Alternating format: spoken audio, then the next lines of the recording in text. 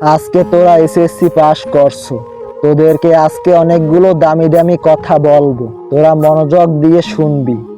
প্রত্যেকটা মানুষের SSC pass করা জরুরি, তাই তোরা মেট্রিক পাস করছো, কিন্তু আর দরকার নেই।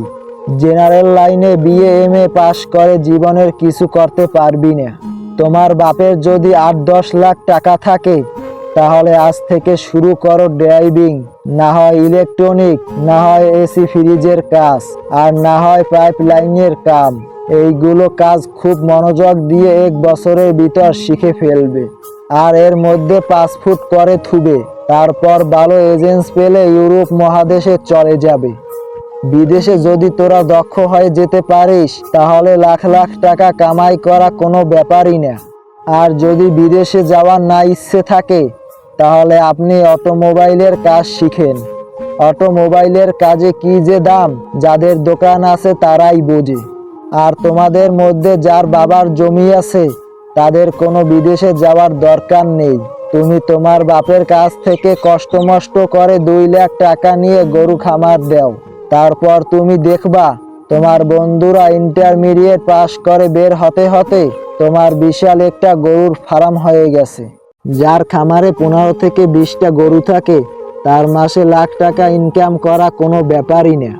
আর যদি তাও না পারিস, তাহলে কষ্টমষ্ট করে রাশিয়া হোক, জার্মানি হোক, চায়না ভাষা হোক বা ইংরেজি ভাষা হোক, এই ভাষাগুলো শেখার চেষ্টা কর। এই কয়েকটা ভাষা যদি শিখতে পারো, তাহলে দেশে কও বিদেশে কও, সব দেশে তোমার দাম থাকবে।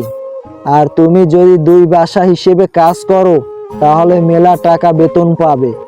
আর যদি তোমরা ভালো ছাত্র হয়ে থাকো, যদি তোমার নিয়ত থাকে ডাক্তার বা ইঞ্জিনিয়ার হবা, তাহলে কালকেই তোরা 2 থেকে 3 হাজার টাকা নিয়ে একটি ভালো পড়ার টেবিল কিনবে।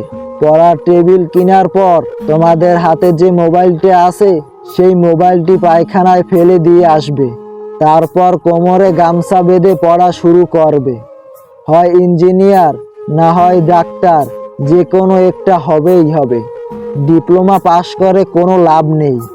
এই যুগে ডিপ্লোমার চেয়ে রাজমিস্ত্রির দাম খুব বেশি। এইটা শিখতে শিখতে উপরে উঠতে যে কলেজ থেকে শুরু সার্টিফিকেট পাওয়া যায়, কোনো মতে পাশ করা যায়, মানুষে যাতে মূর্খ না বলে সেই জন্য কলেজে ভর্তি হয়ে থাকবে। আর শুধু পরীক্ষার সময় পরীক্ষা দিয়ে সার্টিফিকেটটা বের করে নেবে। আর যদি তুমি আর্মি, পুলিশ, বিডিআর হতে চাও, যদি তোমার সেই রকম ফিটনেস থাকে, তাহলে সেই দিকে চেষ্টা করে দেখতে পারো। কারণ তারা দেশের সম্পদ, আর তোমরা যদি দেশের সম্পদ হতে পারো, তাহলে খুবই ভালো।